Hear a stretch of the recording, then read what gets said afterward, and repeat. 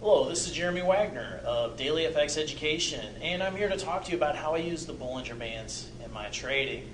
Now, if you've used market scope charts before, you know that you've got the ability to put tabs, or at least what I'll do is I'll tab my charts at the top. And on one of these charts, I'll keep it on the daily setting, and I'll have the Bollinger Band set at a 20 and 2 level here. And when the market seems to be getting boring, or there doesn't seem like to be a whole lot of trading opportunities going on, then what I'll do is I'll come out here on this tab and I'll zip through all the currency pairs.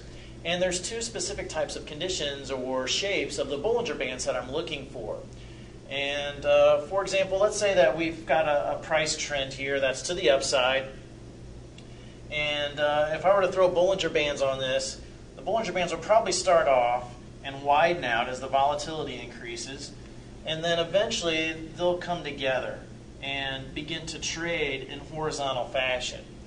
And you can see this is indicative of a range-bound environment because not only are prices moving sideways, not making any net movement or net gain one way or the other, but I've also got my Bollinger Bands. They're also trading sideways. They're also horizontal to each other, and they're parallel to each other. So my Bollinger Bands aren't making any net gain one way or the other either.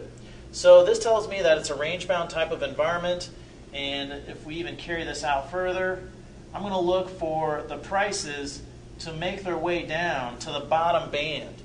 You see, since the direction of the previous trend was up, I'm going to be looking to buy at the lower band. So I'm going to wait for prices to come down to the lower band, initiate my long position, and place a stop just below the recent swing low, which would be below this lower band. So that's the first type of trading scenario. Now, on the breakout, let's say we got a similar type of situation, and a lot of times they'll start off in fashion like this. So we get an uptrend, prices begin to trade sideways, and then what will happen is that these bands will slowly begin to come together. And that will take much longer. And that's usually what you're going to find over the summer, or what I was talking about earlier as far as the mood of the market being a quiet and boring type of situation, and there doesn't seem to be a whole lot of trading opportunities going on. That's when this tends to occur. And you got to be looking out for it, otherwise you may miss it, because it can be very subtle. And it usually doesn't happen very long. One of the longer standing situations was on the euro dollar, going back in late June and early July of 2009. There was a situation like this on the euro dollar where the bands started to slowly contract. And you'll see that if you put that out there. So when I see the bands coming together, meaning the distance between the upper band and the lower band is beginning to shrink, then that indicates the potential for a looming breakout.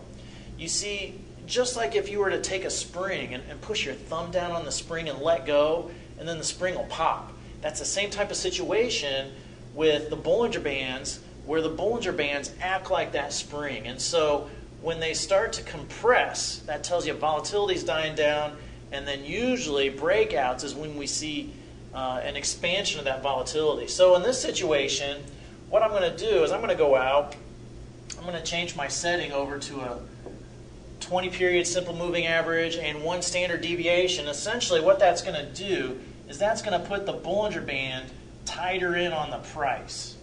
And so at this point, I'm going to wait for my price to reach my upper band on a breakout type of trade.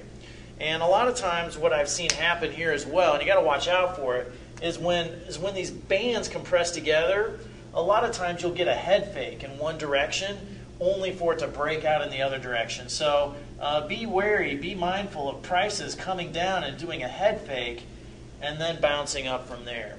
So that's how I trade using Bollinger Bands, and I want to wish you the best of luck in your trading as well.